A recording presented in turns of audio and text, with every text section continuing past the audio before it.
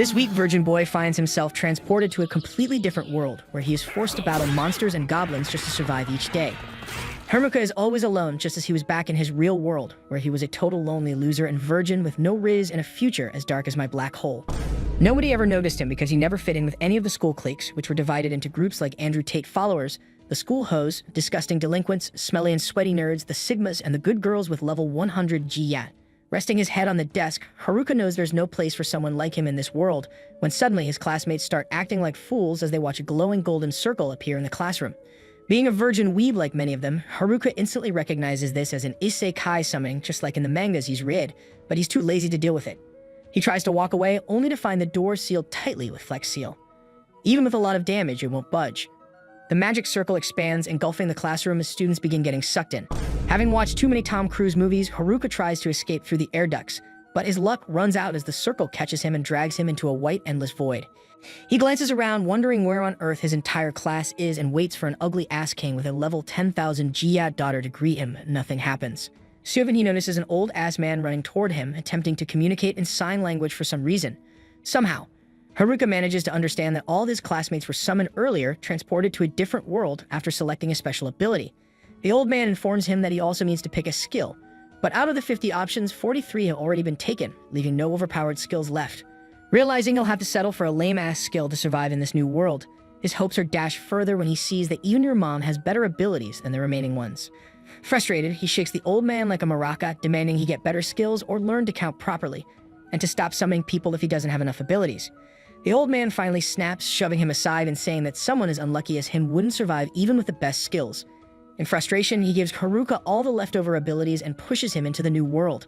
When Haruka turns around, he's stunned to find himself in the middle of a vast forest. Scared and alone, he spots a pouch on the ground and picks it up, discovering it has unlimited carrying capacity. It's a decent item, but unfortunately, everything inside is as basic as my girlfriend. He quickly performs a drip check and tries to review his stats, but out of nowhere, 2 dice appear on the screen. He rolls them and both land on M. He has no clue what it stands for, but the stats prompt him to assign everything to a single skill. Unsure if M means minus or something else, he plays it safe and bets everything on the luck stat. To his shock, M actually stands for maximum, and his luck stat is now maxed out. He also learns that due to his extreme loneliness and being a virgin, God has granted him a special pity ability that lets him tame wild creatures. He looks around to see if any of his classmates are nearby, but no one's around, so he decides to move forward and build his own house inspired by the dudes on YouTube who build homes out of dirt. As he walks through the forest, he begins to feel uneasy, worried that a giant monster might jump out at him, or maybe it's your mom. To ease his fears, he pulls out another skill item called contact lenses. To his amazement, as soon as he puts them on, he gains the power to see the stats of different things, an incredibly useful and powerful ability. He realizes that these skills are far more valuable than their names suggest and continues on, happily scanning his surroundings for herbs that boost health, anivina mushrooms, and more. With his bottomless bag, he's able to gather as much as he wants to sell as medicine for a big profit. After rehydrating like a true Sigma, he presses on through the forest, eventually coming across the entrance to a cave. He prays to God, hoping there are no creatures inside, and then enters to search for anything useful. The cave quickly becomes pitch black, so he pulls out his lantern and magic tent, which he can easily set up to live peacefully. By the time night falls, Haruka feels more comfortable than Bear Grylls as he gathers sticks, and using his temperature magic, ignites a fire that will also keep the beasts away. He checks his stats again, noticing that several of his skills have leveled up, but he's too exhausted to review them, so he drifts off to sleep. The next morning, he wakes with a start and scans the area to ensure he's still safe, realizing his monster-repelling methods work flawlessly. Feeling hungry, he lights another fire, pulls out a pan, and sautés some mushrooms and beef jerky. The meal turns out surprisingly tasty, and he wonders if he could settle here as a buff farmer, but he remembers he has no protein powder. So he heads out of the cave again, discovering a patch of herbs that could help him build muscle. While gathering the herbs, he hears a ruckus behind him and spots a group of foolish goblins scrounging around. Panic sets in and he hides in some bushes as the stupid-ass goblins start singing Skibidi Toilet. That's where Haruka draws the line, grabbing his staff before the nonsense gets to him. He wonders if his stick will be enough to handle the 2 goblins. Just to be cautious, he puts on some gear and then rushes toward them, hitting one of the goblins on its big-ass head. This triggers something inside him, and he starts pounding the poor creature until it's knocked out cold on the ground. The other goblin gets frightened but still charges at Haruka. Luckily for Haruka, the goblin's moves are predictable, so he dodges the attacks easily before smacking it on the head and finishing it off with a small magic blast. Afterward, he washes his face as the sun sets and decides to head home, feeling like he's done enough for the day. Once back at his cave, he roasts some mushrooms like a total hobo and checks his stats, only to see that several abilities have leveled up. This is great news, but he can't help wondering what the goblins would do to him if they found him alone in the empty cave. He quickly shakes off the scary thoughts and warms up with some exercise before heading to bed. The next morning, he wakes up to mushrooms for breakfast again, which is already getting tiresome. He wonders if he can find some meat, but quickly remembers how the vegans in his class would roast him alive if he said that out loud. He gets up, boosts his stats with some magic, and heads out for the day with his trusty wooden staff in hand. Soon, he finds something on the ground only to discover it's yet another worthless mushroom. Frustrated, he tosses it to the ground and resumes searching for meat as if it grows on trees like a total virgin. Before long, he regains his composure and realizes he should focus on honing his magic abilities. He powers up his stats once more and then starts sprinting through the forest. To his amazement, his speed has multiplied several times, making his body feel incredibly light and agile. Even his attacks appear faster and stronger, so he decides to test this out on a nearby group of goblins. Without hesitation, he leaps into battle, striking the first goblin with his wooden weapon before knocking the second one on the head. This, however, angers the goblins, especially the muscular one, who picks up a club. Haruka, not wanting to risk it, hides in the bushes and slips away unnoticed. He decides he's had enough for the day and heads back to his cave, reflecting on the day's events before starting some DIY projects like putting together an IKEA table. After a few attempts by the next morning, he's gotten pretty skilled and successfully assembles a stool and a coffee table on his own. With his newfound craftsmanship, he tightens security, building a wooden gate at the cave entrance to ensure no one can enter without permission. That night, he heads out to hunt a small bunny, unable to go much longer without meat. Fortune favors him as he spots a rabbit darting through the forest and manages to catch it like a wildcat. Grinning like a predator at the thought of the meal, he suddenly senses the presence of others nearby and shifts into alert mode. He looks around and to his surprise and disappointment, sees the group of delinquents walking toward him. This really frightens him because he doesn't want to get mixed up with them, so he hides behind some bushes and quietly walks away. But then his instincts kick in again. He quickly uses his special vision, which allows him to see everything around him, and to his surprise, he notices the thoughts heading his way from one side, while the typical Andrew Tate fans and the smelly nerds approach from the other. He decides he wants nothing to do with any of them, when he suddenly spots the vegan girls led by the class president. He lets the bunny go and considers whether he should meet the class president since she's always been kind to him, and he's known her since first grade.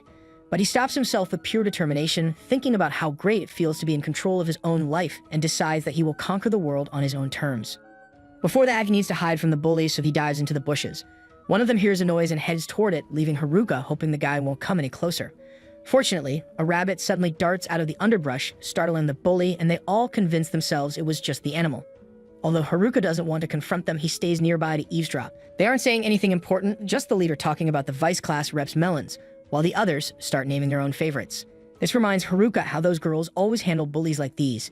The leader then annoys Tanaka, an outsider, asking if the girls' skills will help with their plans, making Haruka think they're using him like a Google search.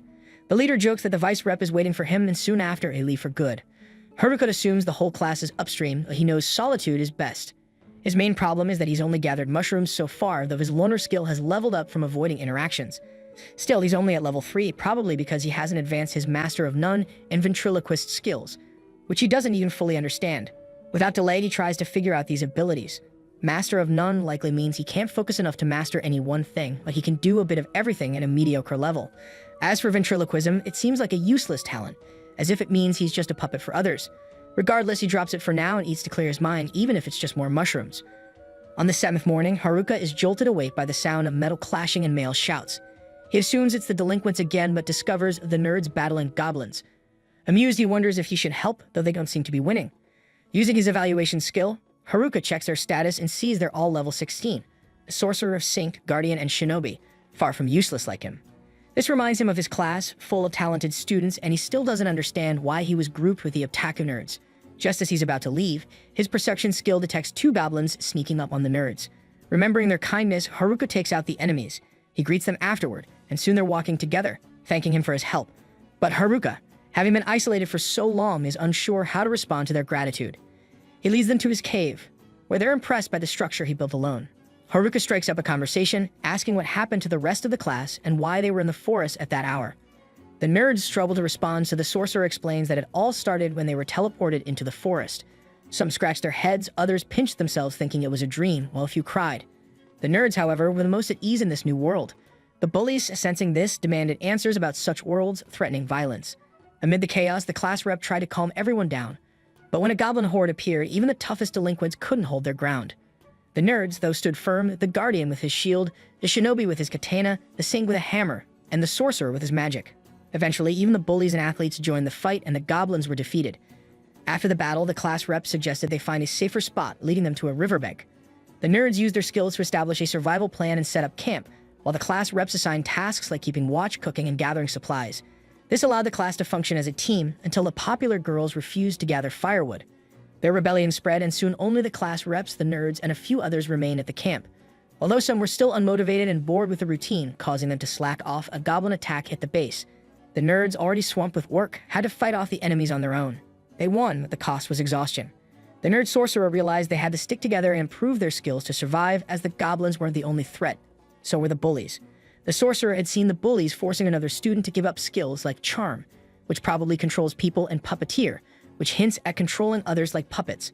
The nerds weren't just leveling up for outside threats, but also to deal with dangers within the camp. To keep an eye on things, the otaku followed the bullies into the forest and overheard a plan to create a harem at camp. They quickly warned the class representative, who decided to level up and face the bullies head-on. However, the bullies had recently mastered the charm and puppeteer skills, making things more difficult. Despite this, with great bravery, the class rep confronted the bullies. Unexpectedly, the nerds swiftly took them down and used magic to seal their sinister abilities. With their harem plan exposed, the bullies fled the camp but promised revenge. Chaos spread, and in the end, the camp was burned to the ground. The popular girls blamed the nerds, accusing them of starting the conflict with the bullies. Most of the students followed the crowd and blamed the otakus. The class representative, along with a few others who didn't believe the nerds were guilty, tried to defend them, but it wasn't enough. As a result, the nerds were kicked out of camp. When Haruka heard the story, he was moved to tears and hugged his friends for all they had gone through. He even offered to host a mushroom party so they could chat and eat together. Haruka spent the night with his friends, realizing that having company wasn't so bad after all. At dawn, he said goodbye to his classmates, and one asked if he would join them in following the river to become adventurers. Haruka admitted he wouldn't want to team up with anyone else, but in his usual mysterious manner, he declined and told them to go on without him. As he watched the nerds leave, Haruka reflected that his weak skills would only slow them down. He decided to find the class reps to get to the bottom of things. During his search, he encountered a wolf monster, got bitten, but defeated it with a blow to the head. By nightfall, he reached his class's destroyed campsite and used his detection ability to find human footprints crossing the river. Following the tracks, he spotted the popular girl in the distance and thought he should have stayed home to enjoy roasted mushrooms. He was about to leave when the most popular girls confronted him. Haruka tried to run, but when he heard one of them say, "Please stop," he paused to see if that's really what she said. The popular girl quickly explained they were looking for the nerds to apologize, realizing how serious their mistake had been. After all, they were only alive because of them. Haruka found it odd that these spoiled girls wanted to apologize, since that never happened in the original world. Still, he told them it was impossible to catch up with the nerds. One of the girls insisted on hearing what he knew, so Haruka challenged them with hard questions. Could they escape the forest? Could they face monsters? Were they really going to find their saviors and apologize, or would they just give up? His blunt words made the girls cry like frightened children, afraid they'd die in the endless forest. They begged Haruka to teach them how to survive and make things right. Afterward, Haruka noticed his subjugation ability had activated, listing the three girls as subjugated: Popular Leader, Popular Girl A, and Popular Girl B. Like it or not, he was now bound to them by fate. As the sun rose after hours of walking, the three girls trailed him like ducklings following their mother. Their clueless behavior and vacant stares were driving Haruka crazy, especially as he feared the moment they'd start slaying wolf monsters and delivering their crystals like loyal pets returning a toy. At least that's how he imagined the subjugation ability worked. In the middle of these frantic thoughts, Haruka noticed one of the girls was hurt, so he offered her a healing potion. Instead of using it correctly, she poured the entire potion on him, thinking that was the command. In that moment, he realized if the class rep found out what happened to the girls, she'd go berserk, and he couldn't face her with her authority. As Haruka was figuring out how to break the spell, the class rep appeared behind him, shouting for his attention. Meanwhile, the bullies were planning to target the girls at the old campsite, but had other issues to handle first. Haruka tries to call the class representative by her name but can't remember it, which really annoys her. She loudly expresses her frustration. Soon, the other class reps catch up, out of breath, and their leader asks what happened to the preppy girls since they don't look well. Even Haruka is unsure, though it seems his subjugation skill left them looking like zombies. The class rep asks if he used the skill on them, and Haruka reluctantly nods. She gets upset, reminding him that the skill is only for monsters. Haruka explains it was an accident, but the girls doubt him, giving him cold stares that nearly freeze him. He manages to escape the tense moment, but the girls demand he stay put. Frustrated, Haruka wonders if this was the quiet life he was promised in this new world. The leader of the reps shakes Shimazaki, the head of the preppy girls, until she snaps out of it. The class rep then calls Haruka back to gather everyone and figure things out.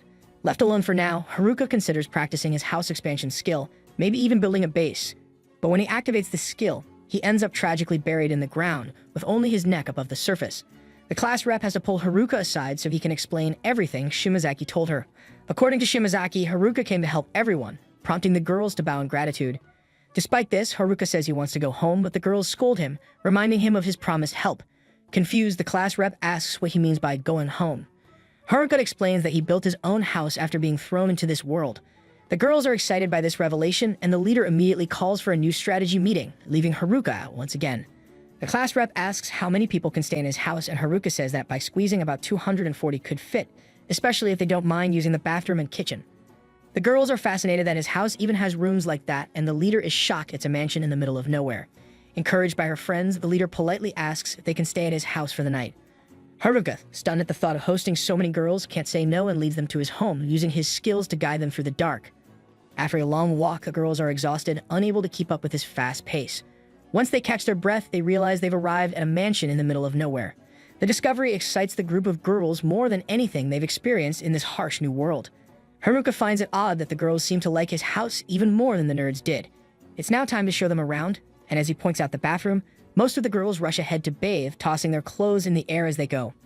Haruka watches, amazed at how wild they become after their time in the forest. With the house now full, Haruka sets up a tent outside for some privacy. Just as he starts enjoying the solitude, the class leader interrupts to thank him for his support. Since the boys left, the girls have been anxious, but now they're much more relaxed. It's surprising how much a nice room, good food, and a warm bath can lift spirits. Despite this, she confesses that she hasn't led her group well through all the chaos. Haruka reassures her, saying she's done enough even if she can't do what Oda and the others can. He explains that the nerds were built for this kind of situation and knew exactly what to do, while the rest of them are just trying to survive. This comforts her somewhat, though she still wonders if Haruka is the real outlier for being able to build a mansion in the wilderness. Her sharp observation catches him off guard. After wishing him good night, she leaves and the girls finally get to enjoy a proper bath and a good night's sleep. In the mansion, the class rep ends up with the least comfortable spot, but she's content sitting quietly in his corner, while Haruka is lost in thought about the girls and he senses it's going to be a long night. At dawn, a girl apologizes for waking him but tells him breakfast is ready. Startled, Haruka doesn't recognize her and asks for another half hour of sleep. The girl teases that he doesn't seem like he's getting up anytime soon. Feeling awkward, he changes the subject by asking what's for breakfast. She says it's mushrooms and grilled fish, which excites him since he's been eating only mushrooms for days. As they step out of the tent, he accidentally bumps heads with her. She recovers while Haruka skips the apologies and dives straight into the fish. With the first bite, his love for the fish becomes undeniable. The girl, speaking for her group, asks if Haruka lives near a stream. He admits he does, but has only been eating mushrooms because the fish are too quick and smart to catch. Curious, he asks if they have an easier method. The girls show him their technique by using electricity and instantly kill the fish at the river. Amazed, Haruka asks her to do it again, and when she gathers the electricity in her hands, he captures the spell using his packaging skill, applying himself to the river. Thrilled, he celebrates catching fish for the first time and to his surprise, discovers he's developed his own electric magic. Using his packaging ability, he can capture any elemental magic and recreate it uniquely. The girl remarks that this seems a bit overpowered, and Haruka agrees, saying it's likely a mix of his packaging skill and his Master of None ability. He still recalls how he got the worst powers while everyone else received the best, and controlling the electric magic almost made him wet himself with excitement. Later, Haruka meets with the leader of the girls and asks if they decided their next move. She explains they haven't reached a consensus but are likely heading to the city. Haruka assumes they want to catch up with the nerds, and they confirm they need to apologize. The leader stresses the importance of leveling up before the journey, which Haruka agrees with and offers to help.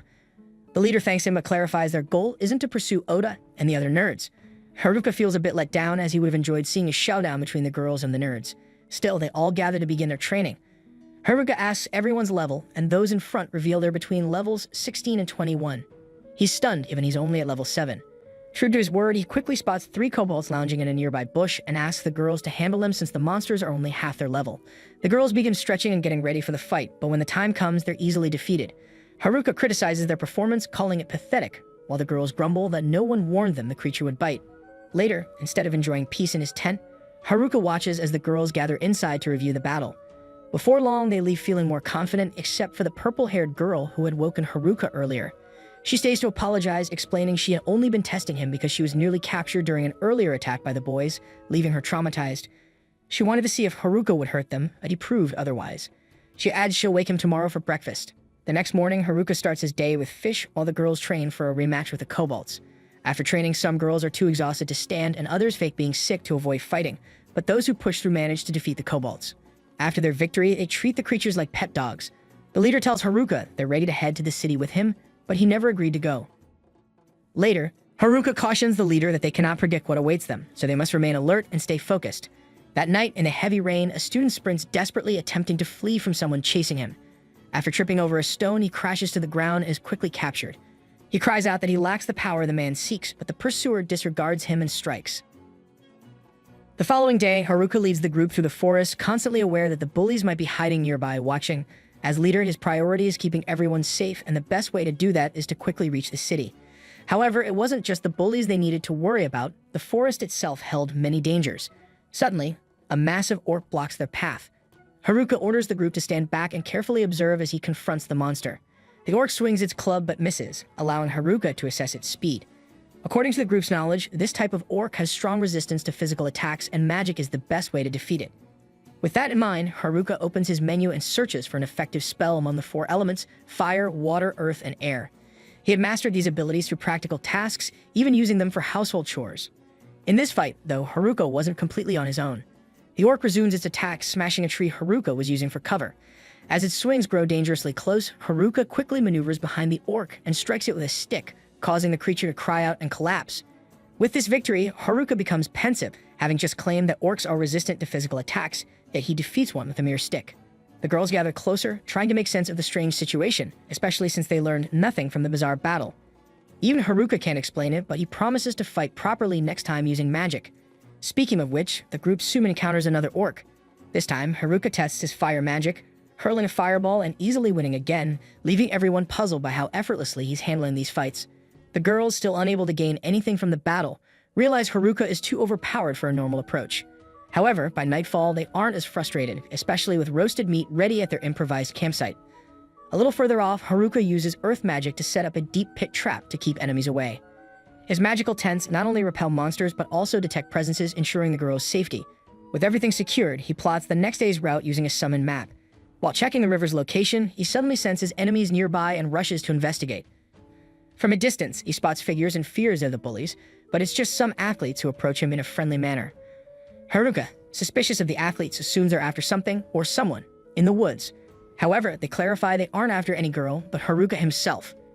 As for the girls, they don't trust anyone else in the class.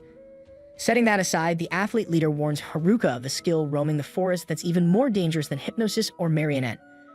Haruka recalls a skill called hijack, and the athlete confirms it's exactly that, though it's not the delinquents who possess it, but an outsider. Haruka then taunts the athletes, suggesting they hadn't considered he might hold the skill himself. They admit it would be better in his hands than the bullies, but ask if he really knows how to use it. Embarrassed, Haruka admits he only knows the magic of servitude, something they're unfamiliar with, but trusts that he won't use it recklessly. Slightly insulted, Haruka warns them not to underestimate loners. The athletes insist they mean no harm and just wanted to caution them about the hijack skill, while keeping an eye on the bullies in the forest. Finally, they ask Haruka to apologize to the girls for the drama at camp and bid him farewell. Meanwhile, the class rep, who had been secretly listening, remains silent. On the morning of the 17th, Haruka gathers the team to resume their journey, and for some reason, the girls seem unusually upbeat, leaving him lost in thought. As he steps aside, the class representative approaches, wanting to discuss the conversation he had with the Kakizaki group. Haruka explains they apologize for everything, but that's not her focus. Instead, she apologizes for taking so long to bring up a serious matter. She's the one with the hijack skill. Surprised that Haruka figured it out, she admits she asked Oda's group to keep it secret. Now that he knows, she asks why he helped her despite this dangerous ability, which lets her steal a target's skill by taking their life. Haruka is unfazed, and she explains that it's considered the most terrifying and sinister ability. Haruka notes that even the nerds weren't scared and sealed away other dangerous skills, but left hers untouched, believing only she should wield it. Touched, the class rep tears up, blaming Haruka for making her cry, and he jokingly runs away, though she's grateful for his support. Later, the group continues toward the river. When they reach the spot Haruka had in mind, he suddenly dashes off and tests his magic infusion. He then uses his magic weight skill to lighten his power, allowing him to leap high into the air, jumping from branch to branch until he reaches a great height. Despite all his efforts, he still hasn't learned to fly, so he crashes down, almost losing all his HP. He would have died without his magic infusion, but at least he figured out the right path by briefly playing bird. Still shaken from the fall, Haruka tries to explain to the class rep how he returned to the escort, all battered, but it doesn't go well. At dawn, they set off again, this time taking a faster route. Along the way, various events unfold, like the girls taking a group bath and a trio of orcs chasing them. But the team stays united, moving toward their goal. Eventually, the storm passes, and they find the exit to the forest, with the girls cheering. Haruka, however, remains cautious, unsure of what dangers might await in the hills. Checking his menu, he discovers he's learned the airwalk skill from his previous leap. He quickly tests it while scanning the area for safety. As they continue, he spots some locals under attack by monsters. However, he hesitates, knowing they might not be good people. Despite his doubts, the girls vote to help, and the class rep promises to fight if they turn out to be bandits. Knowing how she'd react, Haruka decides to go alone to avoid putting his companions at risk. To reach the endangered group, he repeats the spell from the day before to run faster, but this time adds a small wind tornado to boost his speed. Unfortunately, the tornado pulls the class rep along, and she grabs his cloak to avoid hitting the ground. Worse, they realize they can't stop their flight as planned, crashing near the group's carriage like a meteor. After the dust clears, Haruka has already defeated the surrounding monsters along with the class rep herself. The group's leader, a black-haired man named After, introduces himself, while another man, Gatek, joins in. Haruka asks why they were attacked, and After explains that merchants were ambushed by a pack of great green wolves, and the guild placed a bounty on them. The group tried to cash in, but it went badly. Despite the failure, After asks them to gather what's left. Haruka grills a mushroom for Gatek, who excitedly identifies it as a buff shroom, a valuable item that provides boosts. Surprised, Haruka shares it with the others, and the girls quickly recover. Watching them, Haruka feels oddly at ease with these two men being around such beautiful girls. Soon after the rest of the group catches up to Haruka, the girls are thrilled to meet an elf for the first time. The locals then guide them to the long-awaited city of Onmi. To mark the occasion, the group draws a line in the dirt, symbolizing the start of a new chapter, and they jump over it, leaping toward the future. Meanwhile, the bullies are leveling up in the forest, searching for the girls for an eventual showdown.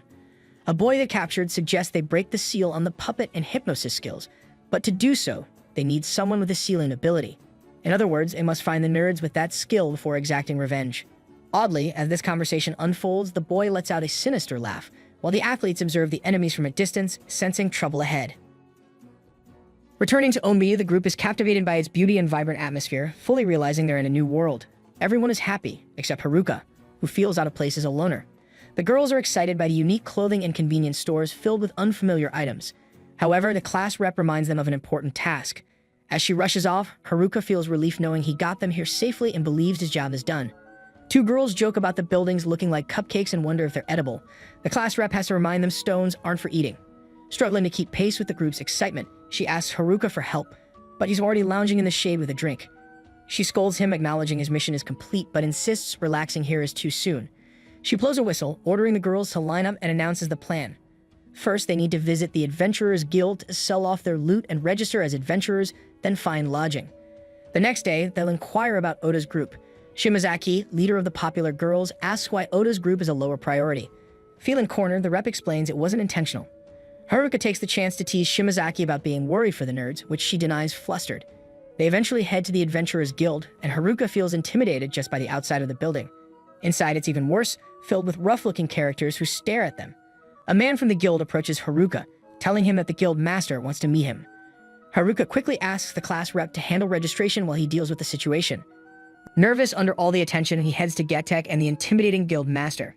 The guild master asks if he is Haruka, and trembling, Haruka confirms. To his surprise, the master stands up and politely thanks him for saving After's group, relieving Haruka, who had expected something far worse. Feeling more at ease, Haruka finds the counter where he can sell his magic stones. The staff member explains that the stones will take time to assess and will be ready by tomorrow. Meanwhile, the girls inform Haruka they've completed the registration. Both After and Gatek admit they underestimated the girls, never expecting them to be over level 30. Shimazaki nudges Haruka to register, and for once, he's eager to join an official group. Seeing his enthusiasm, the class rep tells After and Gatek that Haruka is destined to become an excellent adventurer, as he was the one who got them safely to the city.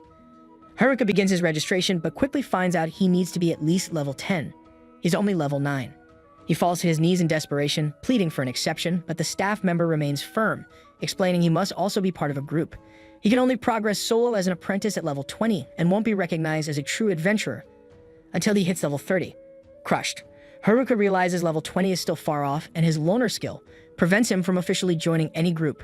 Seeing his distress, the class rep takes charge of finding lodging, leading the team to a hotel recommended by the guild. Haruka is uneasy about the place, and as they enter, a young receptionist warmly greets them, mentioning the guild had notified her of their arrival. Spotting hearts on the doors, Haruka suspects it might be a love hotel, but the class rep tells him to quiet down. Later, he finds the rooms normal and feels comfortable in bed, though he admits to missing the forest. Shimazaki, meanwhile, wonders where Oda and the other boys are. By day 19 of their stay in this world, everyone enjoys breakfast as the class rep announces the city is relatively safe and has plenty of shops. Seeing the girls' excitement, Haruka feels they'll thrive here, though he plans to return to the forest once he sells his magic stones. At the guild, a staff member tosses a bag of money on the counter, apologizing that it's all they can offer for now. Haruka tries to calm her down while the guild master steps in, reminding them they haven't even finished counting all the stones. Haruka notices they don't have enough money to pay everything up front, so they suggest installments. The master agrees and sets aside 8 million heals as the first payment. Haruka realizes this sum is roughly equal to 52,000 yen in Japanese currency. The guild worker then explains the market value of items in this world, noting that Haruka's F-rank magic stones totaled 8 million heals, plus a bonus from the Green Wolf mission. With the money in hand, the class rep announces it's time to buy supplies. Gaytek suggests a shop he knows in Haruka, imagining it might be a place filled with women, foolishly follows. However, they soon arrive at a store selling dungeon items. Although the shopkeeper seems strange, he's friendly. Haruka eagerly tries out an invisibility cloak, power gloves, a fire staff, and a mana-cutting sword. He becomes obsessed with a necklace called 7 Shops, which can combine the effects of 7 items. His excitement is cut short when the class rep orders him back to the hotel, as it's time for bed. Frustrated, the loner asks to test one more item, the mistletoe twig that boosts magical staffs and rods. However, as he grabs it, he accidentally activates it, fusing all the equipment before even paying for a necklace. The furious shopkeeper informs him the necklace is worth over 10 million heals. Gaytek and the class rep try to negotiate a discount, and by the 20th, Haruka is completely broke, though he still has things he wants to buy. Fortunately, the price is reduced to 8 million, but he's left penniless. He can't gather more magic stones to sell since outsiders need a permit to leave the city, and sneaking out with the girls is out of the question. The class rep would never allow it. Realizing city life isn't for him, Haruka decides to return to the forest. Armed with an invisibility cloak fused with his peasant set, he sneaks past his classmates, heading for the city wall. But just as he prepares to leap over and escape, a few girls call out, causing him to crash into the wall. Meanwhile, he and the girls witness one classmate almost stripping in public to try out a new outfit. Haruka rushes to stop her, and his first escape plan fails. On the 21st, the girls prepare for their first mission. Haruka asks to join the group, but the class rep quickly rejects him after his escape attempt the day before. Still, the loner slips past the gate guard with his invisibility cloak and heads outside. Thrilled, he dashes into the forest, ignoring obstacles, including bandits attacking a carriage with a defenseless girl. The bandits, not wanting any witnesses, attack Haruka, forcing him to fight. He summons his fire bullet and defeats them, realizing afterward that his wooden staff has evolved into a stronger cane, possibly due to the mistletoe twig or the fire staff he fused earlier. However, the bandits rise again, noticing their foe is just a level 9 boy.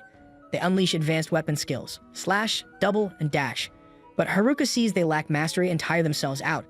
With ease, he defeats them, understanding that while weapon skills are powerful, these thugs were weak and unskilled.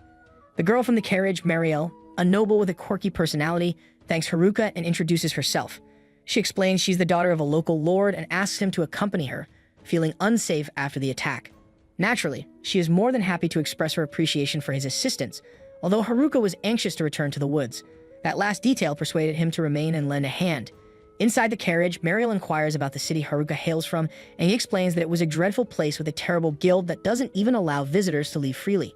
Because of this and other factors, the boy is convinced the city's lord is as awful as the place he rules. Upon hearing this, Mariel begins to cry as she is the daughter of the Lord Haruka just insulted. And surprisingly, this carriage is headed back to Omu. Realizing this, Haruka panics and tries to escape, but the noble insists she must reward him for rescuing her. Meanwhile, in the forest, the athletes and bullies clash, and the leader of the athletes is struck by an enemy's blade. After their first ally fell, the group grasped the gravity of the situation. However, the blade that struck the boy wasn't from the bullies, but from a lone swordsman, who seemed to fight independently. This warrior swiftly dispatched the next bully by plunging his sword into his opponent's chest, taking down another soon after. Yet the bullies, furious at their friend's quick defeat, kept charging, only to be effortlessly cut down. Realizing their fate, the remaining bullies fled only for the swordsman to intercept them, proving no one would escape without his permission. Turning to Haruka, who dreaded returning to Omu, Mariel gave him a pleading look and chided him for making such a fuss. Unable to resist, he reluctantly followed her to the Lord of Omu's grand mansion, feeling uneasy as they entered. While examining a painting that seemed to show the Lord and his wife, he plotted a swift exit. But before he could sneak away, Mariel appeared, questioning why he hadn't waited for her to change as she'd asked. Haruka fibbed that he was just stepping outside, but Mariel saw through him, calling him out. Frustrated, she insisted he stayed, vowing the warrior would be rewarded one way or another. To prove she wasn't lying, the noble led the guest to a true feast laid out on the table. Abandoning thoughts of leaving, she indulged in the food and later asked a maid to bring the cash reward for his rescue. Knowing the hero had no identification in this land, she also handed him an Onui ID card, allowing him to come and go from the city freely. In return, she only hoped he would remember the town's name. However, Haruka was more focused on the pudding's texture than any obligation. Blushing, Mariel murmured that she dressed up for him only for him to act this way. On the 22nd, he returned to the inn, assuring his group he hadn't tried to escape. He was invited to the city lord's mansion. Suspicious, the girls questioned his invitation, but Haruka feigned ignorance. Eventually, some dropped the topic and went on a mission, leaving him hopeful that the others would also forget. But before departing, the class rep insisted he couldn't leave the city. Haruka nonchalantly agreed. Alone once more, he flashed a sly grin, readying another escape with his invisibility cloak. This time, he had a trump card, the ID given by the lord's daughter. He dashed toward the gate of Onmu, but first planned to buy supplies with his reward from Mariel and eat everything but mushrooms. Finally, he decided to leave a note for the class representative, hoping it wouldn't upset her. He simply mentioned he was going to check on the athletes in the forest and ask the girls to keep leveling up while he was away. With everything set, he headed to the exit where a burly soldier guarded the passage.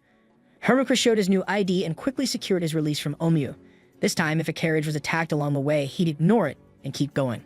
Eventually, he reached beloved forest, where mushrooms grew in the underbrush, fish swam in the river, and familiar monsters lingered. Haruka felt at home but couldn't wait to reach his cave. He resumed his run, easily defeating a large orc that appeared, unusual, since such creatures typically stay deeper in the forest. He was glad he'd stocked up on supplies in Onui, which made the encounter effortless. As the sun began to set, he sensed something was amiss, especially when he found a bloodstain on a rock. He doubted it was from the nerds who were seasoned isekai pros, so he assumed it belonged to the athletes.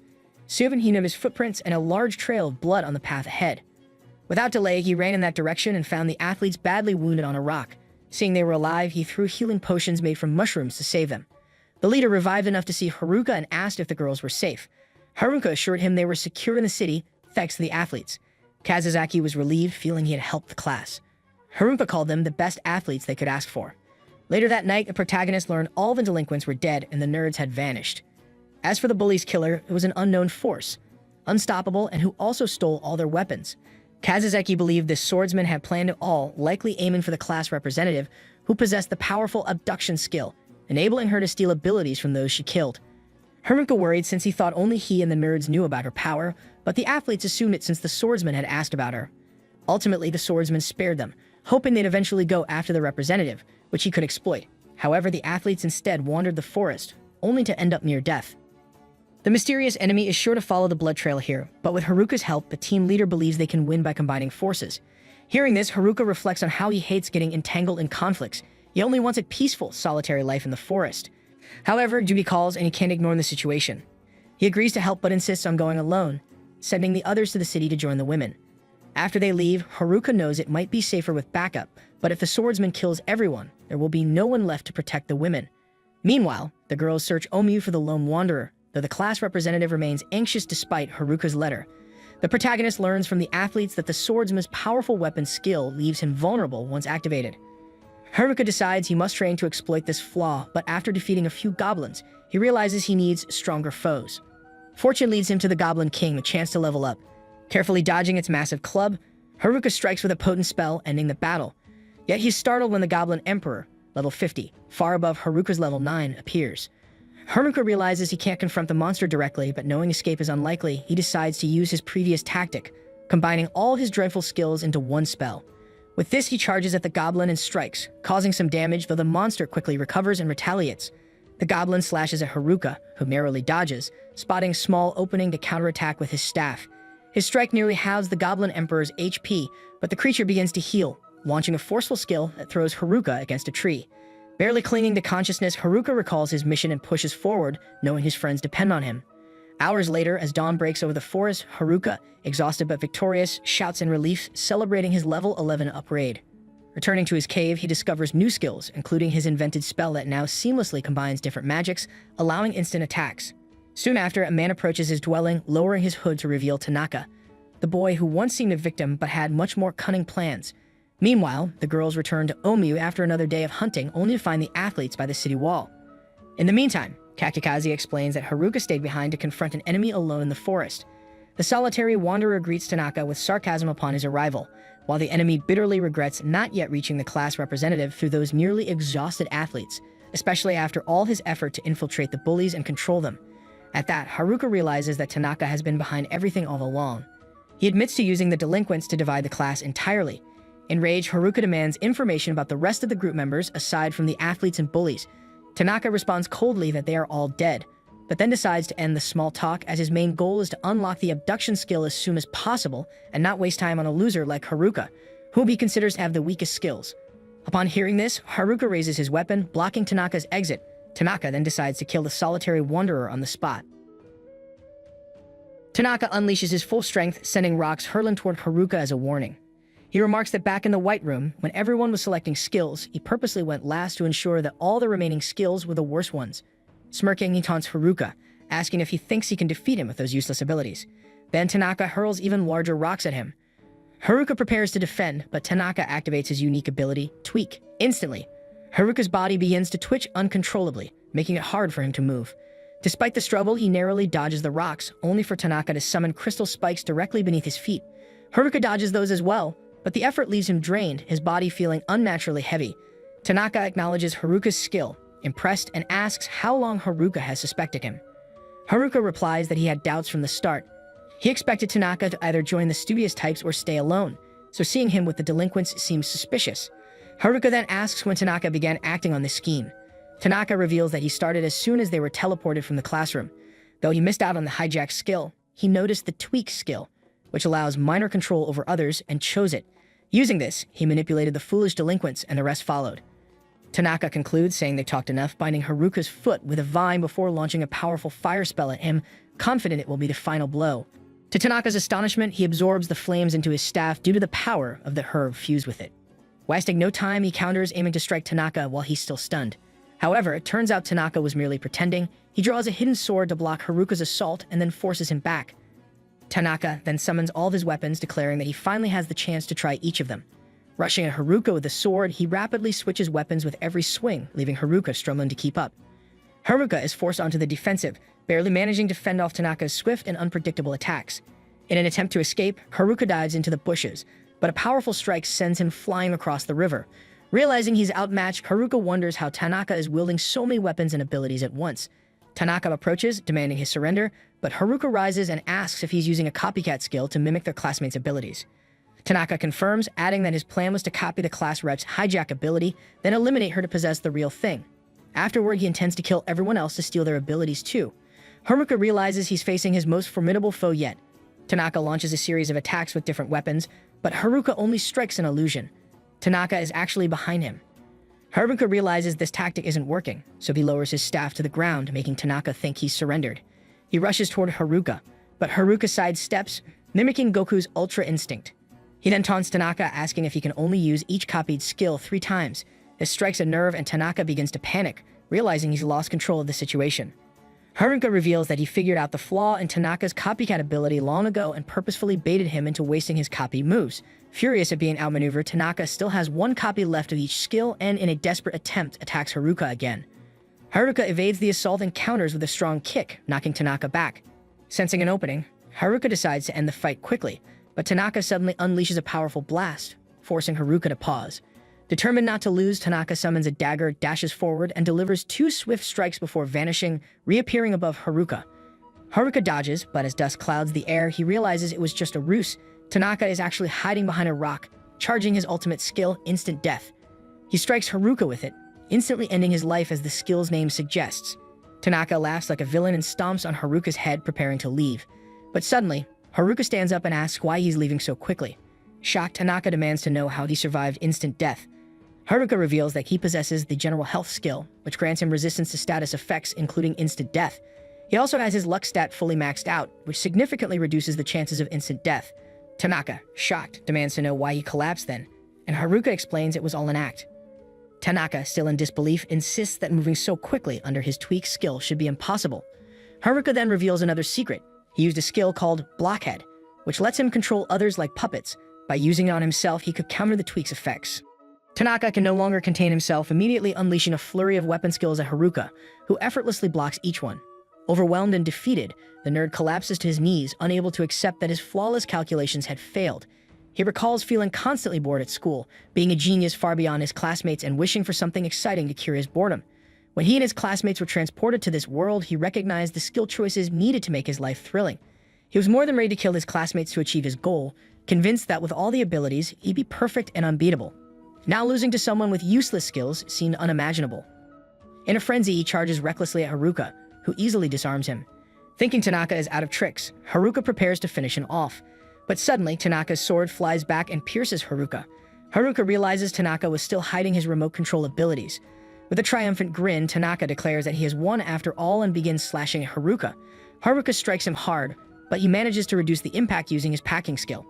Determined to finish the fight, Haruka unleashes the Gambit skill, delivering a blow that Tanaka cannot evade. Tanaka loses consciousness and collapses to the ground. Haruka, exhausted, mutters that while he may not have any overpowered abilities, he still has his own tricks. However, he's completely drained and the effects of the damage are finally catching up with him. Unable to stand any longer, he drops to his knees, feeling like it's over. Just before he loses consciousness, thoughts of the class rep and his friends flash through his mind, until someone catches him. Haruka opens his eyes and sees the nerds by his side. Though disappointed that they arrived late, they urged him to complain later. They give him healing potions and support him as they head back to town. On the way, Haruka asks why they were in the forest, and they explain they had just returned from a hunting trip. They noticed their classmates and found out from the athletes that he was trying to take on Tanaka. Without delay, they hurried to assist him, though they arrived a bit too late. Soon, they reach the city, where everyone is eagerly waiting at the gates. The girls surround Haruka, offering themselves as his prize, but he shyly steps away, opting to high-five the leader of the athletes instead. The girls pull him inside, and the TikTok star apologizes to the nerds for past actions. Haruka feels that this is the happy ending everyone hoped for and realizes he no longer has a part to play. Just as he's about to slip away unnoticed, the class rep catches him and demands to know where he's headed. Surprised, he freezes and she suddenly hugs him, confessing she was truly worried. Haruka apologizes, but the class rep insists that an apology isn't enough. She's gathered all the girls in the class, ready to give him a stern talking to for sneaking out of the city without a word. Haruka panics, but he has no choice as the girls pull him back into the city to scold him. In a following scene, the protagonist has an unusual dream about a mysterious girl who had long awaited her moment in the depths of darkness. Waking up in his bed at the inn, he feels worn out and sore from his fierce fight against Tanaka. Outside his room, he encounters the nerds pursuing a rare item in the dungeon that can alter others' perceptions. Haruka, annoyed, remarks that it suits someone as shady as Oda, prompting the boy to fire back that he doesn't need commentary from the loner. The nerds then head off on yet another mission, and the protagonist, reflecting on his recent encounters with them and his victory over Tanaka, thinks it's time to get back to his usual life in the cave. However, just as he's about to leave, Haruka senses the presence of the class representative, whose eyes flash with anger, ready to reprimand him for his reckless choice. With a stern look, she calls him aside, and rather than giving another scolding like yesterday's, pointedly reminds him he hasn't yet explained his actions. Taking her chance, she asks why he took such a dangerous risk alone, and before he can respond, she implores him not to repeat it. Humbled, Haruka kneels and apologizes, and the girl accepts with grace. Relieved, Haruka realizes this is far more daunting than facing Tanaka, but he'd rather handle this than risk the representative's wrath. To avoid unjust criticism, he decides to pursue the item the nerds mentioned, a relic that can change how people view him. With this, Haruka believes he'll never be unfairly scolded again, so he sets off for the dungeon. Meanwhile, in Lord Omui's mansion, Muriel's father works tirelessly until she insists he take a break. He reluctantly agrees but worries about the sea on the frontier as rising monster activity threatens trade and the economy. Just then, a soldier rushes in from an expedition, warning that a monstrous horde is advancing. Unlike the soldier, Haruka strolls toward the dungeon until he senses nearby monsters. Soon, a horde appears, which he treats as merely a warm-up. At Omui's Adventurers Guild, the guild master asks the class representative to handle the threat on the road. Muriel bursts in, warning of an approaching orc horde and destroyed villages. Adventurers rally to defend the city, and she rushes off to alert her friends, wondering where Haruka is. Meanwhile, he charges at the orc horde, surprised to see so many orcs gathered, including an orc king. Despite only one strike, the loner quickly takes down most foes, while Omui's defense forces prepare to face an orc invasion. Haruka fights the level 37 orc king, unable to defeat him in a single blow, but a flurry of attacks brings the monster down. Seeing orcs scattered on the ground, Haruka briefly wonders what drew so many monsters here, though he's more focused on reaching the dungeon to find his rare item. He uses stealth to slip past the guards unnoticed. Inside, he imagines the cracked floor and long corridors have seen countless adventurers, yet his priority is locating his item. After opening several treasure chests with only worthless equipment, he regrets not asking about the item's location. Finally, he decides to visit the magic item shop's merchant in the city for guidance. As night falls, Onwee's defenses brace for the orcs' arrival. The guildmaster worries they're delayed, and Mariel hesitantly confirms, sparking concerns that this could be false information. As the smoke clears, a shadowy figure appears, putting the soldiers on high alert. But it's only young Haruka, yawning as he strolls down the road. A representative rushes over, warning that the neighboring village was attacked by monsters, putting Onwee in danger. Along with some classmates, the girls scold Haruka for disappearing and causing worry. He casually suggests he might have already defeated the monsters, but this doesn't stop their complaints. Later, in the tavern, the lord's daughter and the guild master thank Haruka for defending the town, but urge him to be more cautious. Soon after, Mariel and the representative join in, leaving Haruka feeling even more unsettled. The guildmaster explains that the monsters have been increasingly active, hinting at an imminent invasion. Later, as Haruka lies in bed, he grumbles about the growing number of people nagging him, wishing he could return to his quiet life. Desperate, he sets out for a rumored item that might change how people see him. On the morning of the 27th, he arrives at the magic shop, startling the owner, who remembers him from a past incident. To calm the man, he explained that he wasn't there to buy anything, but to ask about an item that could make people like him more. Though unclear on details, the shop owner guessed he was referring to the pheromone ring and said it should be below the 50th dungeon floor. Excited, Haruka asked how many floors the dungeon had and learned there were about 100, but that he'd need to defeat a powerful boss on each level to advance. According to legend, the dungeon emperor resides there, though it's wrapped in mystery. To proceed safely, Haruka would need recovery items. After hearing this, he dashed to the general store, leaving the magic shop owner, who had more helpful items, disappointed. Meanwhile, two classmates were eavesdropping. Realizing Haruka's goal was the pheromone ring, they resolved to prevent him from causing trouble. Soon after, as Haruka confidently continued his quest, his perception skill alerted him to approaching figures, his classmates, looking furious. He asked why they were there, and one accused him of seeking the pheromone ring. Haruka denied it, claiming he was actually after Solomon's ring, a rare item that allows communication with animals. As no one believed his lie, the boy took a bolder step and ran straight to the dungeon. Upon arrival, the guard warned that it was closed due to imminent danger, but he wasn't going to stop the crowd alone. Inside, Haruka worried that the representative might find the pheromone ring before him, so he hurried ahead. A woman warned that he might fall into a trap running like that, but he assured her his luck would keep him safe. Suddenly, he tripped on a hidden wall and fell into a deep pit. His friend tried to catch him but couldn't reach him in time. Given the height, Haruka used earth magic to cushion his fall, bouncing safely to the bottom floor of the dungeon, close to where the final boss might appear. To get back, he used air walk, but the endless floors made it impossible to climb up. Realizing his spatial awareness and trap detection had reached level 1, he cast both skills and found the corridor clear of traps. He was now on floor 101, just beneath the final floor, likely near a hidden boss. Meanwhile, his classmates set out to find him as Haruka pushed through the dense, powerful, magical smoke ahead. As he walked, torches with blue flames lit up, revealing the path ahead until he reached a door that left no question about what lay beyond. Opening it, he was hit by a powerful magical barrier that pushed him back. Struggling to stay on his feet, he caught a glimpse of the Dungeon Emperor, level 100. Meanwhile, on floor 47, the group had set up bonfires, discussing Haruka's location. With each defeated floor boss, a teleport activated, allowing them to return to the dungeon's start, leading Shimazaki to think Haruka might have gone back. But Oda suspected he was at the dungeon's depths, where the Emperor's presence strengthened other monsters. Though Shimazaki thought this a myth, if true, it would make further progress challenging. Determined, they resolved to continue to rescue their friend. Haruka, meanwhile, used his skill to analyze his opponent, but the Emperor's stats remain a mystery. The Dungeon Emperor's racial classes, Dullan, Lich, and Undead King, were among the strongest, and Tanaka wouldn't stand a chance against such a foe. Knowing Liches excel at magic, Haruka realized he needed close combat to stand a chance. He struck with his staff, but the skeleton blocked with startling speed. Undeterred, he repeated the attack, only to be deflected once more. Yet he knew he had no choice but to defeat the Dungeon Emperor. On a stormy night filled with thunder, Mariel serves tea to her father and notes the swirling dark clouds above the ominous dungeon. Reflecting on this, the noblewoman fears they are on the brink of facing something far worse than the horde of orcs that just appeared. In response, the Lord of Onwee instructs his daughter to send an urgent message to the Adventurers Guild to prepare for an emergency. Meanwhile, at the dungeon, Emperor Haruka determines that defeating a creature of this caliber will require combining his abilities with unmatched speed. Using his agility, he circles the monster and attempts to strike, but the Emperor blocks it effortlessly. Realizing his speed is insufficient, Haruka pushes himself further, yet his efforts are thwarted again.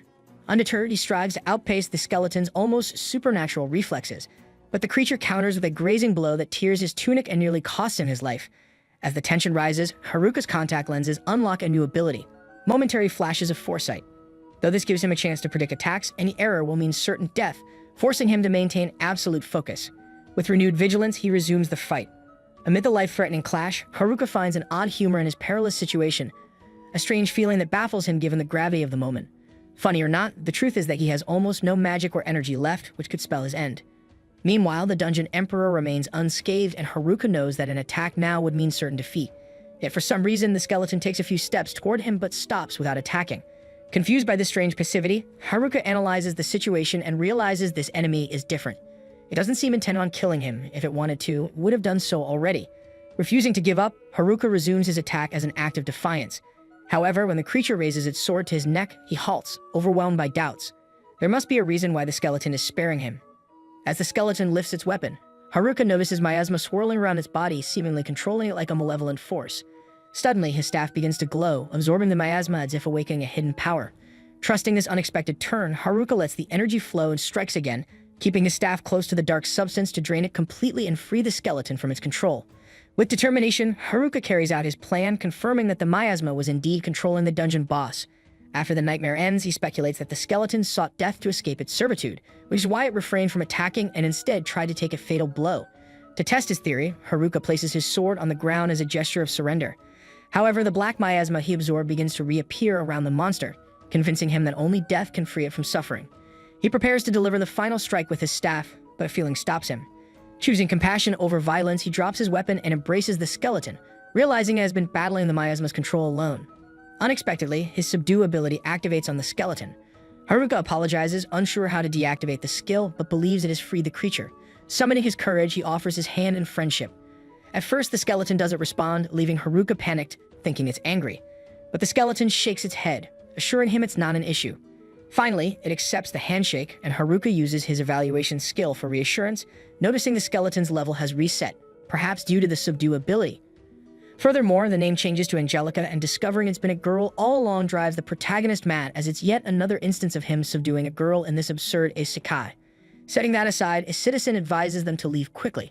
With Angelica's consent, Haruka activates his spatial awareness skill as they exit the boss room, spotting a staircase that might lead them back to the surface. But before they can proceed peacefully, unexpected occurs. A floor boss, the living armor, level 100, appears. Haruka, overwhelmed, clutches his head, knowing he's no match for such a powerful enemy. Desperate for escape, he hatches a plan. Raising his staff, he uses his earth ability to collapse part of the ceiling and prepares to ascend with airwalk. However, through the opening, two level 99 minotaurs emerge. They leap into the fray in a ridiculous fashion, landing on the living armor and crushing it to pieces. The minotaurs, in turn, die from the fall damage, turning into literal dead meat. Haruka's investment in luck proves uncanny in this bizarre isekai. The real twist? Angelica shows unexpected interest in the shattered armor lying on the ground. She hurriedly puts on the armor but struggles with its weight. Instead of removing it, she uses magic to adjust it to her true female form. Confused, Haruka examines the armor and identifies it as cursed silver that bonds with the wearer's flesh and bone. Mistaking his observation for a joke about her appearance, she gets angry, storms ahead, and pouts. Amused by her behavior, Haruka considers calling her the armor representative. Together with the group, they continue searching for the missing member, debating whether he has already ascended.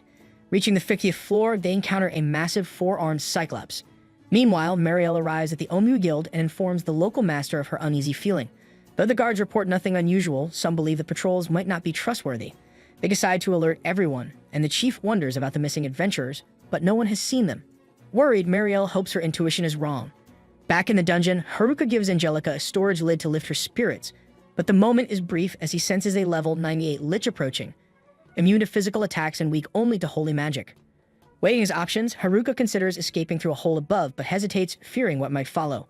The lich wastes no time in attacks, but Haruka narrowly dodges the deadly spell, shaking his head in frustration. This action serves as a crucial reminder. Haruka wields the ultimate weapon against dark magic monsters. He raises his cane, channeling holy magic into the creature. Proud of his once dismissed staff, he realizes it has become his greatest ally. Moving on, Haruka faces level 97 giant muths, knowing their poisonous dust demands caution. Instead of attacking directly, he conjures a flame and lets it hover nearby. Drawn to the light, the moths gather, and Haruka intensifies the magic, burning them all at once. On the 96th floor, Haruka and Angelica encounter venom crawlers, giant caterpillars destined to become moths. These creatures spin a dangerous magical silk, so Haruka traps them by conjuring a thin floor beneath them and rolling it over like a steamroller. Reaching the 95th floor, Haruka senses a powerful presence through swirling purple smoke. Swords lie ominously ahead, and he and Angelica narrowly evade a surprise attack. The foe, a cunning level 100 boss known as the Living Sword, is fast and skilled, using its ability to manipulate surrounding blades to its advantage. There's no avoiding this battle, and Haruka readies himself for the challenge.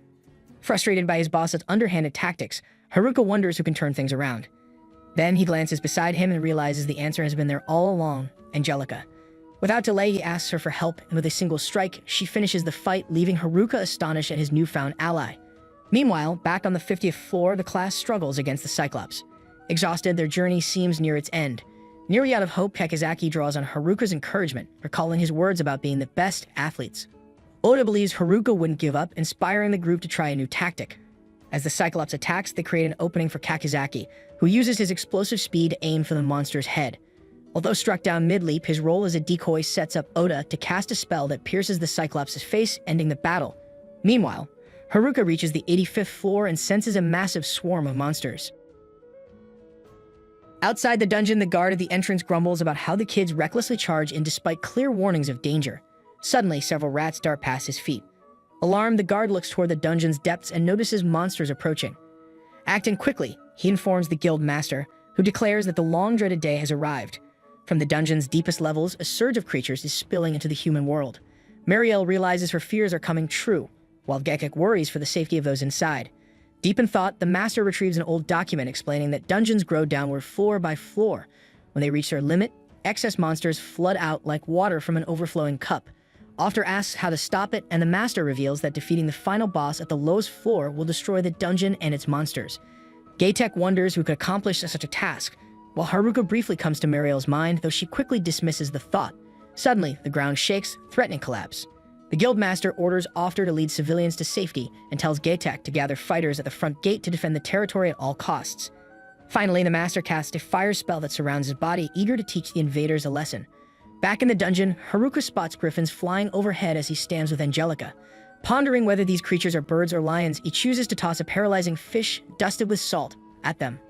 The monsters fight over the small morsel, and once it takes effect, they collapse, clearing the way for Haruka to descend another floor. Meanwhile, on the 54th floor, the class representative urges her team to keep up despite the difficulty. Everyone remains determined to find Haruka, but ahead, they encounter dozens of werewolves. In the city of Onmi, the adventurers have just survived the first wave, but several warriors are already injured. Grief-stricken, Marielle learns the hard way what a stampede is. Faced with the dire situation, Ofter suggests they ask the dungeon outsiders to face the final boss, and the guild leader believes Haruka is up to the task. The issue is they have no way to contact the lone wanderer. Gaytek wonders who would be crazy enough to send a message to him in this chaos, and all three men turn to Marielle. Realizing she's being forced into this unwanted task, she refuses, terrified of venturing into the dungeon alone. The master, recognizing the mission's importance, decides it's too much for a young girl and sends Ofter to accompany her, knowing he is familiar with the dungeon. The subordinate follows orders but recalls that more attacks are coming. Still, the leader reassures that Onmi will be safe, as those remaining will suffice. The subordinate contacts Marielle to begin, and the girl looks around at the injured, trembling, but finds the strength to do what is needed. On the 81st floor, Haruka and Angelica reach a water-filled level. Haruka comments that the lower floors are worse, but the upper ones still present their challenges. Fish then attacks the lone wanderer, but Angelica steps in and slashes them all with her sword. Haruka realizes they are level 81 swordfish, understanding the danger if they all strike at once. He remembers fishmongers freeze their catches, so he uses ice magic to trap them. Afterward, Haruka and Angelica leap across rocks to the other side, while a large shadow swims below, heading toward them. The shadow soon emerges as the floor's boss, a giant fish that creates a wave. Angelica quickly escapes, but Haruka is hit while the lone wanderer sinks. The Della N hesitates, unsure how to reach the aquatic foe. Haruka, however, surfaces holding a board made from earth magic. He rides the wave and strikes the giant fish with his cane. After defeating the boss, the duo continues their journey, thrilled by Haruka's achievements in the dungeon. Haruka confesses he's starting to enjoy the place, especially after finding incredible treasures. The Ring of Limitless Fortune on the 79th floor, boosting luck, the Blessed Bracelet on the 77th, enhancing disasters, and the Necromancer's Jewel on the 75th, granting control over the dead. With these relics, he feels he's struck gold, whether by selling them for profit or using them for power. However, with his maximum luck making him immune to curses and diseases, the items aren't as valuable to him. He decides to give them to Angelica, the skeletal armor representative, believing she'll appreciate not being cursed like on the last floor. Though she initially refuses, Haruka's persistence convinces her, and she accepts, touched by his gesture. Haruka, amused by her almost human reaction, lets it slide and moves on. Meanwhile, the dungeon's emperor briefly reveals her true identity. A young, beautiful human before rejoining the group. Later, on the 54th floor, Haruka's team defeats a pack of werewolves after a tough fight. Though weary, they hear a suspicious noise and prepare for another battle, only to discover it's Mariel and Ofter approaching. Amid the chaos, Haruka and Angelica reach the 74th floor, a searing landscape of molten lava. Mariel revealed she had been sent to find Haruka and begged him to confront the final boss, breaking into tears upon discovering he was missing. The class representative reassured her, confident the lone warrior would handle things, while the group deliberated a faster way to reach him. Traversing the fiery path, Haruka felt the heat pressing on him. Staying alert with his spatial awareness, he avoided traps but nearly fell when he stumbled on a stone. Angelica caught him just in time and suggested a short rest. Sitting down, Haruka struggled to relax, the oppressive heat draining his energy. Just as he was about to lose hope, a faint breeze brushed against him. Simultaneously, the representative sensed the same breeze and heard Haruka's voice in the distance. Joyful, he had discovered a crevice where he used wind magic to cool off. Through a small hole, they established contact. When asked if he could climb through, Haruka explained he couldn't without a rope. However, no one in the group had one, leaving them to think of another solution. He discovered that the girl was on the 54th floor and thought it best to continue running there, as he had been doing. However, Mariel then informed him that Omu City was in danger and the guild was battling a horde of monsters, though their defense might not hold much longer. Ofter stressed that on his way, he had seen a second wave of creatures approaching the city, and even if the adventurers managed to defeat this group, a third would likely devastate Omu. Mariel went on to explain that the only way to stop the stampede was to defeat the dungeon's final boss. Upon hearing this, Haruka glanced at his new companion and told his friends he had already defeated the boss. Oda, however, questioned why another wave of monsters was appearing if that were true. With this in mind, Ofter asked Haruka if he was sure the boss had been defeated, because if the last floor's boss was still alive, the stampede would continue. Confronted with this dilemma, Haruka realized he had to confront the armored figure but felt incapable of doing so. She had been imprisoned and cursed by shadows for so long in the dungeon's depths, enduring unimaginable pain, and it seemed unjust to simply take her life after she had finally experienced freedom in her soul. The lone fighter admitted he hadn't defeated the final boss, leaving his teammates stunned on the top floor. With this revelation, he devised a plan to save both Angelica and the city. Asking her not to worry, he explained he would need her help. He then declared to his companions that he would stop the stampede. Outraged, Ofter argued it was impossible without defeating the final boss, but the class representative trusted her friend's abilities. She urged the others to believe in Haruka, reminding them that despite his flaws, he always managed to save the day. She was confident he wouldn't betray his team because that's just who he was. Moved by her faith, Haruka quietly thanked her, clenching his fists as he vowed to rescue Angelica and protect everyone in Omui.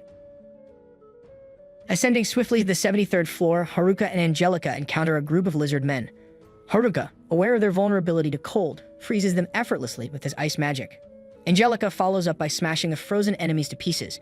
Moving to the next floor, they come across scorpions, which Haruka deals with by releasing a thick cloud of smoke to suffocate the pests. Soon, they face a fierce, two-headed dog that is both powerful and incredibly fast.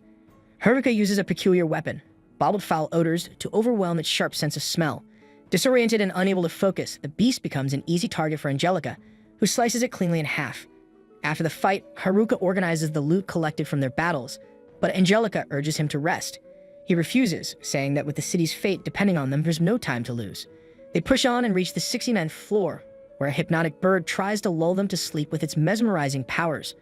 Haruka believes his general health skill will protect him, but his exhaustion prevents it from activating in time. Overcome by drowsiness, he falls asleep, leaving Angelica to carry him on her back. She assures him to keep resting as she presses forward. Meanwhile, Haruka's classmates are locked in a desperate struggle with a level 100 Sphinx, an opponent far stronger than anything they faced before. Their attacks, both physical and magical, prove futile, as the Sphinx instantly regenerates any damage. The seasoned adventurer, Ofter, informs them that defeating the Sphinx is impossible, as legends claim it is immortal. He reveals that the Sphinx has a fondness for riddles and only spares those who can solve them correctly, adding a layer of strategy to their daunting challenge. He explains that attacking it was a terrible decision, as now the creature is determined to crush the students. Meanwhile, Angelica has carried Haruka to the 59th floor, where he is finally ready to join the fight again. As he searches for a way to navigate the fragile floor, he suddenly senses a familiar presence above. It turns out to be his classmates, who have been completely overwhelmed by the Sphinx. The massive monster targets the class representative, but just then, Haruka appears and attacks using his newly fused magic gear designed to counter the Sphinx's immunity to physical damage. Although his initial strike causes no harm, it provides Angelica the opportunity to land a decisive blow, severing the Sphinx's head and killing it for good. Afterward, Haruka and the class representative exchange a look, and she welcomes him back, mentioning that everyone has been waiting for his return. His classmates joke about him being late, and the class representative brings up the night they spent together. Just as Haruka begins to explain, the floor beneath him collapses, sending him plummeting into the depths of the dungeon once more. However, he uses Spider-Man-like reflexes to leap onto the falling debris and climb back to safety. He reassures everyone not to worry, boasting about his new skills that help him handle such dangers. Unfortunately, he jinxes himself and the ground beneath him gives way again. This time, Haruka is caught off guard and resigns himself to his fate, but the class representative rushes to grab his hand. Remembering how she failed to save him before, she vows not to let go this time. The top nerd and star athlete arrive to assist her in pulling Haruka up, but there's no time to catch their breath as the third wave of the stampede is already wreaking havoc on the floor below. Chaos breaks out, and the class rep urgently asks Haruka if he has a strategy to save the city.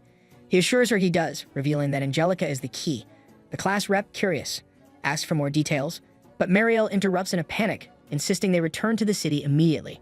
Haruka agrees, and they decide to use the warp gate to reach the surface directly. Haruka is stunned, having noticed no such device on his way up. After explains that the gate isn't visible when climbing the dungeon, as the mechanism only activates in reverse. Soon, Haruka and the group reach the city gate, where the guild master and others stand ready, bracing for the third wave of the monster onslaught. The wave arrives far larger than the earlier ones as monsters swarm the plains and griffins dominate the skies. The adventurers are overwhelmed, realizing the previous waves were mere preludes to this overwhelming force. Just as despair takes hold, Haruka signals Angelica. She steps forward, unsheaths her sword, and drives it into the ground, unleashing a massive surge of energy that spreads across the entire city and dungeon.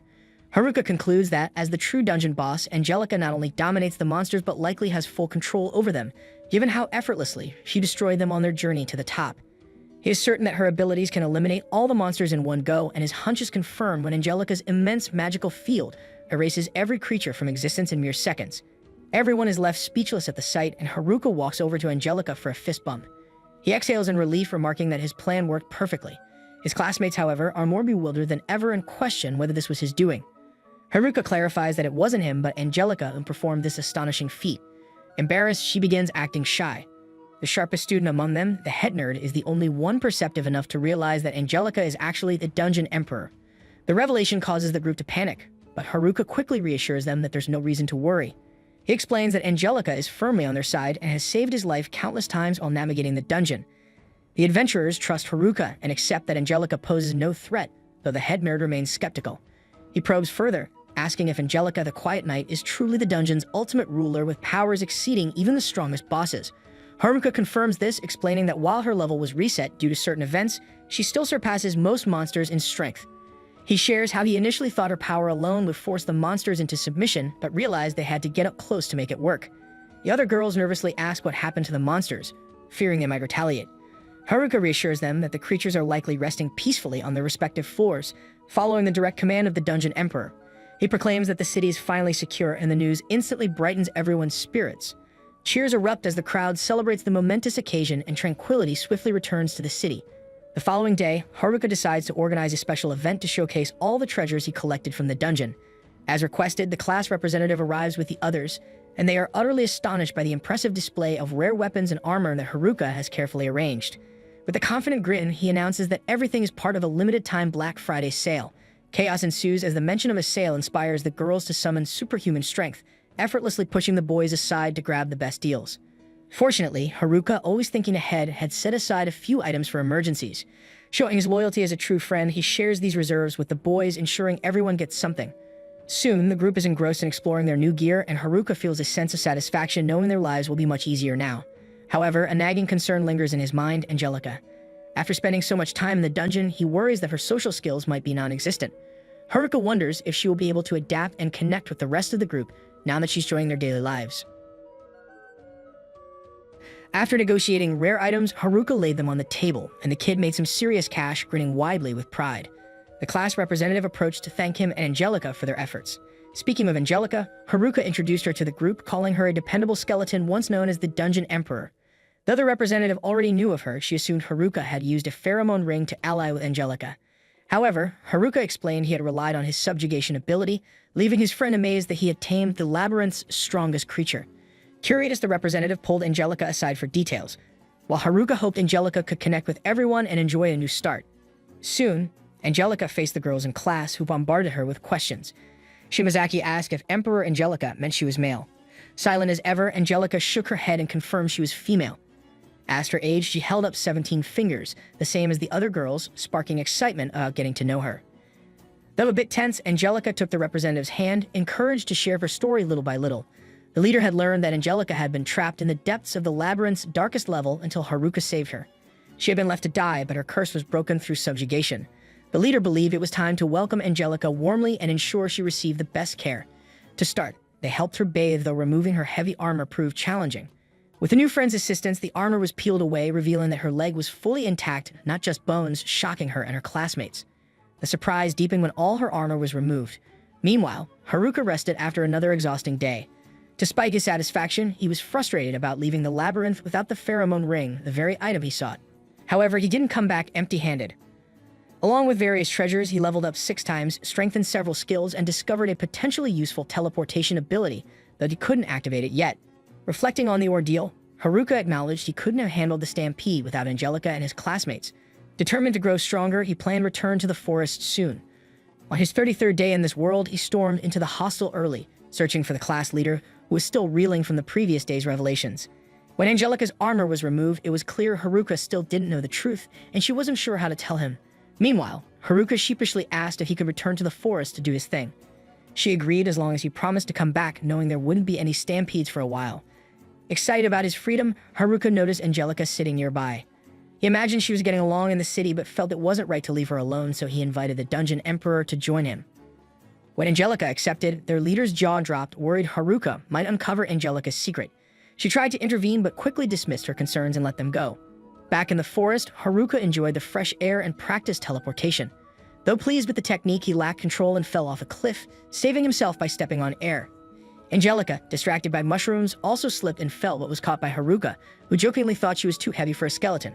That evening back home, Haruka enjoyed a bath and teasingly invited Angelica to join him, but immediately clarified he was joking. In the bathroom, towel in hand, the girl removed her armor, wrapped herself in the towel, and revealed her true identity. Haruka, startled by the interruption, momentarily lost his composure, but as confusion gave way to recognition, he realized she was the same girl he had saved from the dungeon. After their bath, Haruka knew they needed to talk. However, the girl was so shy that her silence made him uneasy. Using gestures, she shared her story.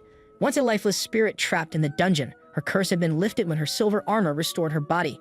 With the help of the blessed bracelet, the necromancy gem, and the ring of fortune, Angelica regained her lost life force. Haruka had unknowingly brought her back to life, and she decided to stay with him in gratitude. When Haruka asked why she didn't pursue her freedom now that she was free, Angelica burst into tears, shook her head, and hugged him tightly. Haruka realized that after so much loneliness, she simply needed to stay close to someone. To cheer up his guest, the homeowner shares a funny story until she drifts off. A tale of a solitary wanderer who understands the loneliness of the world. The next morning on day 43, Haruka challenges his new friend to a quick, friendly duel to test the skills he gained in the dungeon but hasn't yet used. Smiling, the girl accepts and they face off. Haruka notices that his opponent, Angelica, seems faster and stronger after escaping the dungeon's darkness. Determined, he plans to outmatch her speed with his new shifting ability. As the duel begins, Angelica charges forward with her sword, forcing Haruka to use his reflexes to dodge her swift strikes. Despite his success, he knows his level is still low and his chosen skills are far from ideal. Nonetheless, the lone wanderer vows to grow stronger. He counters with his staff, but Angelica blocks and ends the fight with a hit to his head. Haruka, undeterred, feels proud to have tested his shifting ability and promises to surpass Angelica one day. But first, he catches some fish using his electric skill to prepare a hearty lunch. Haruka teaches his friend how to use a knife to cut fish, and the two grow closer while preparing a fish and mushroom dish that surpasses the chef's expectations. After eating, Haruka notices Angelica looking uneasy and flushed. Concerned, he asks what's wrong, but instead of replying, she surprises him by grabbing his arm and leading him to bed.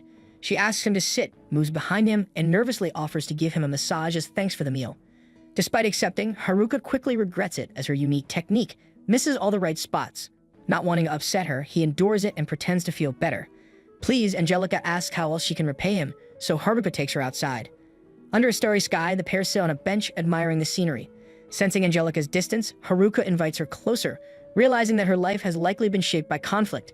Determined to show her something beyond war, he gently strokes her head and thanks her. Instead of relaxing, Angelica grows more timid, trembling and turning away. Haruka touches her shoulder and reassures her, understanding that she's trying her best to adjust and promises to help her however he can. On day 44, Haruka invites Angelica to return to the city with him the next day, and she agrees. Afterward, they continue stargazing. On their way to Omiyu, rain begins to fall, prompting them to quicken their pace to reach the city walls. Once inside and out of the rain, their friends warmly welcome them back, teasingly noticing the pair holding hands. The group chats happily with Angelica, celebrating her return until the representative arrives, playfully scolding Haruka with a jujitsu move for spending the night alone with her. The boys gather around Haruka, eager for details. Amid this cheerful scene, Angelica quietly returns to her companions. Haruka suggests she mingle more with the group before turning away, but Angelica stops him with a soft request. Struggling with her words, she thanks him deeply before returning to her friends. Left alone, Haruka reflects on a lesson from this world. Everyone carries their own worries, struggles, and loneliness. Yet no one is truly alone, which is why Haruka, known as the Lone Wanderer, will continue to explore this world, knowing he'll always have connections along the way.